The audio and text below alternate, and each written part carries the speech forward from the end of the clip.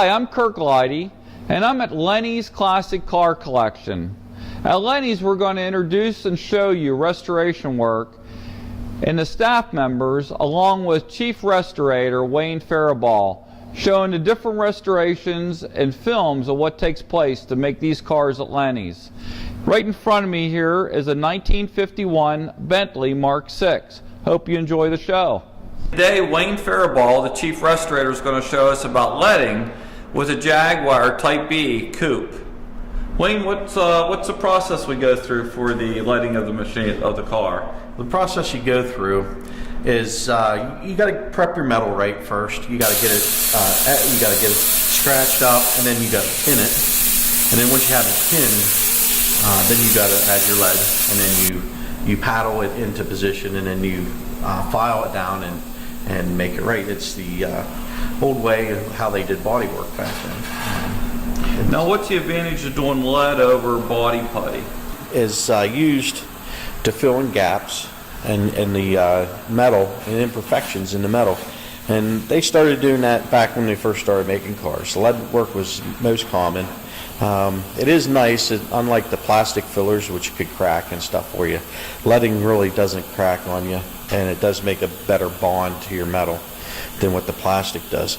And the reason why you would use it on a car like this is for concourse and better restoration, because it's correct for the car. You wouldn't put putty in there, plastic fillers in there. If you were going to take this to a concourse show, you would definitely want to use your lead and do it the way that it was done from the factory. And what you do is you have to prep your metal, make sure you get a good, and then after that you use a little file, and you file your metal down, and you can finish it off with some sandpaper, and then you primer over it, and you paint it just like you would after you're doing any body work on a car.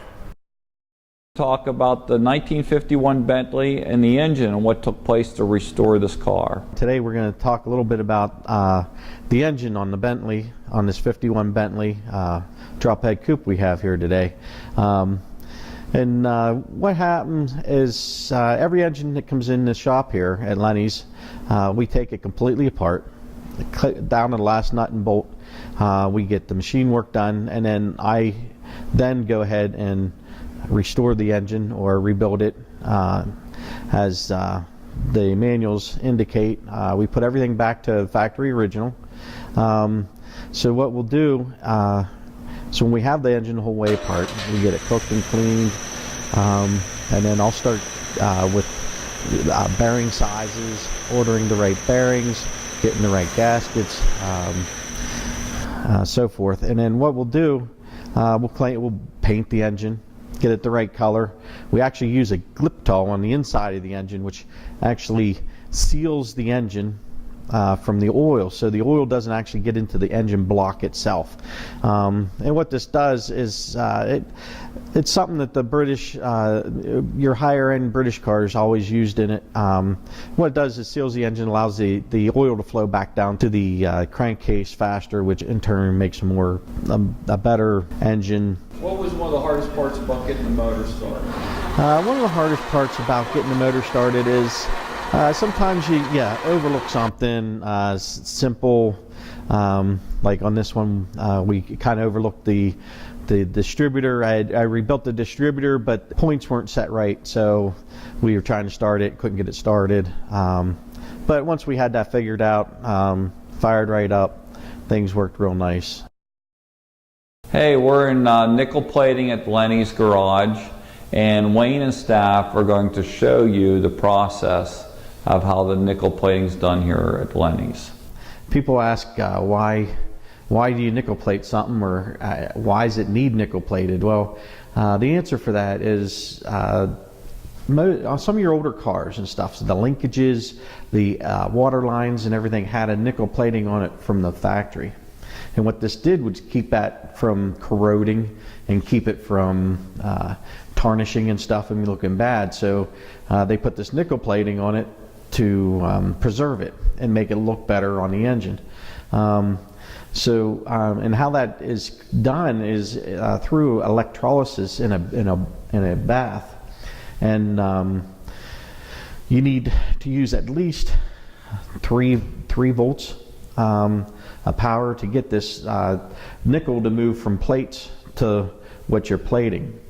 And then also, everything has to be real clean before you start plating it and stuff like that. So what you would do in sequence would be you would degrease your part.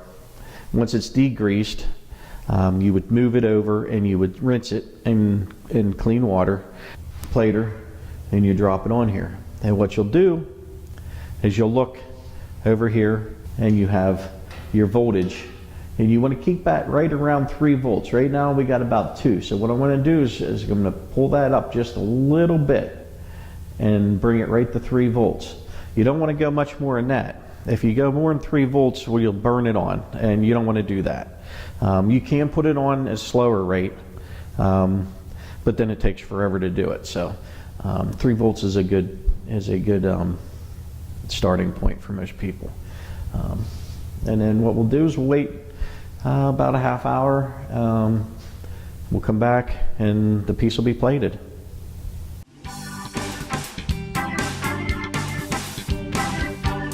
Hey, thanks for watching our show, and look for future shows on Lenny's Garage Restoration. Thanks for watching.